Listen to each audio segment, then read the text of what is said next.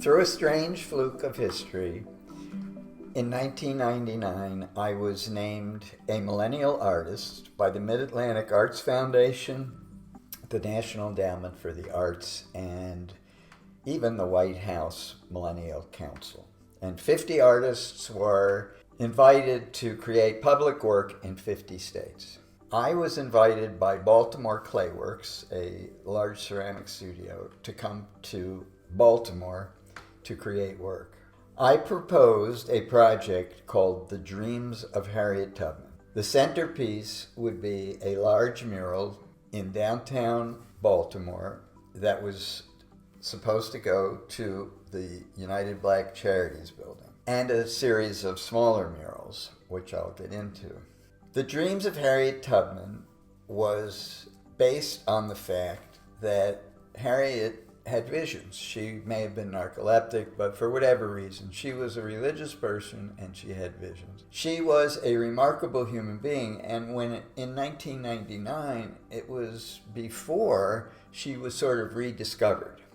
In recent years, there's been more information about Harriet Tubman, but at the time, her history was a little known. Anyway, the main image that I chose, Harriet was called Moses because she led her people out of bondage. And so I portrayed her parting the Red Seas. And on one side is a slave ship, and on the other side is a modern-day slave ship, which is a factory.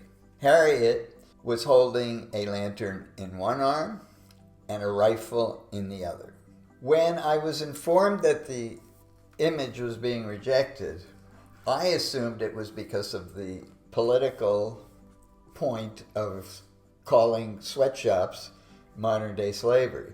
But in fact, there was an objection to her carrying a gun. Now, Harriet Tubman used weapons. She used pistols and she used muskets or rifles. She not only was a conductor on the Underground Railroad, but she also was engaged in guerrilla warfare on the Eastern Shore and actually led troops in battle. So I was faced with something of a dilemma, because in this city, which like most cities, has innumerable statues of military people, of men carrying guns, there was supposed to be an objection because of gun violence. Unfortunately, it was announced to the press before I had a chance to have a discussion about it and maybe change people's minds. Faced with the public challenge of removing the gun, I simply said, I will not disarm Harriet Tubman. So I did not get the wall, and not only did I not get the wall, but a huge discussion erupted in the press and in the media. It was an issue in Baltimore and Maryland, and there was a good bit of notoriety around the case. So people were aware of it. But even though we offered publicly a free mural by a millennial artist about Harriet Tubman, not one union, not one community center, not one church or school would offer an appropriate wall for me to paint the mural. And it remains unpainted to this day, except as a portable piece, which we have hanging here. Why is it that no one would want this mural? It had nothing to do with the imagery. It had a lot to do with the fact that it was the Black United Charities that rejected the sketch. The fact is that philanthropy, so-called philanthropy in this country, plays the insidious role of enforcing what the authorities want to happen. And because so many organizations, nonprofits, unions, whatever, rely on funding from charitable organizations, there is what's called fear of funding. People were afraid that if they went and put up the mural, they would run into trouble when they were trying to get grants and such. We did look, and while we were looking, I painted a portable piece called Move or Die, based on the image. I painted it at the American Visionary Art Museum, a very wonderful museum in Baltimore of art created by untrained artists. Trained artists are not supposed to have their work there, but they invited me in to paint as an act of solidarity. So it was kind of a performance piece that I did in the courtyard at the museum. It was dedicated at an AME Zion National Convention where I and Julian Bond and others spoke, because that was Harriet's church. There were several other pieces that were done.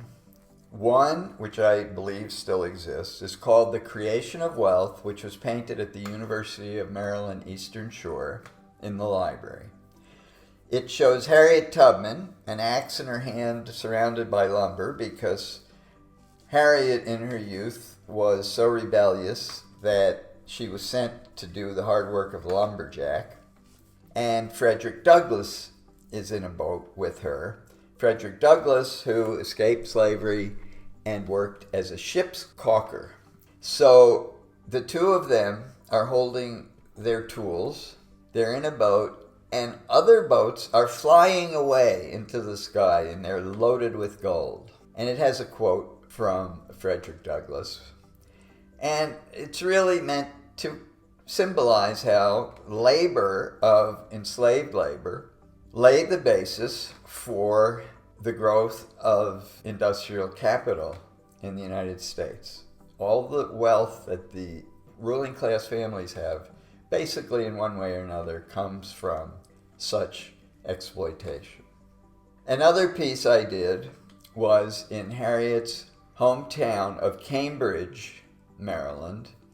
It was painted on a little concrete memorial wall in a park there. On one side I have Harriet. On the other side I actually had crossed rifles, which were not objected to. However, later, after I was gone, the image was apparently graffitied, and without telling me, city officials simply painted over and destroyed the mural. Another mural was called Education for All, and it was painted at the Magnolia School in Joppa, Maryland. It was attacked by Nazis and graffitied. We held a protest rally, we organized defense, and we repaired the mural. As far as I know, it still exists, but I could be wrong because so much of my work has been destroyed. Overall, this should have been a big issue for artists around the country. But like most of my censorship, because it's done for working people, because it does not fit into the narrative of work that you're able to sell, it is not considered part of the art world, and therefore it gets very little coverage. The initial sponsorship of this project was broader than anything I had done, including the National Park Service, bigwig politicians, all kinds of people. The minute the controversy started, they simply disappeared. Like the city at the crossroads of history, the dreams of Harriet Tubman is basically not known outside of primarily the labor movement. It remains for the artistic community and the art press to recognize this kind of art and to reveal it to the public.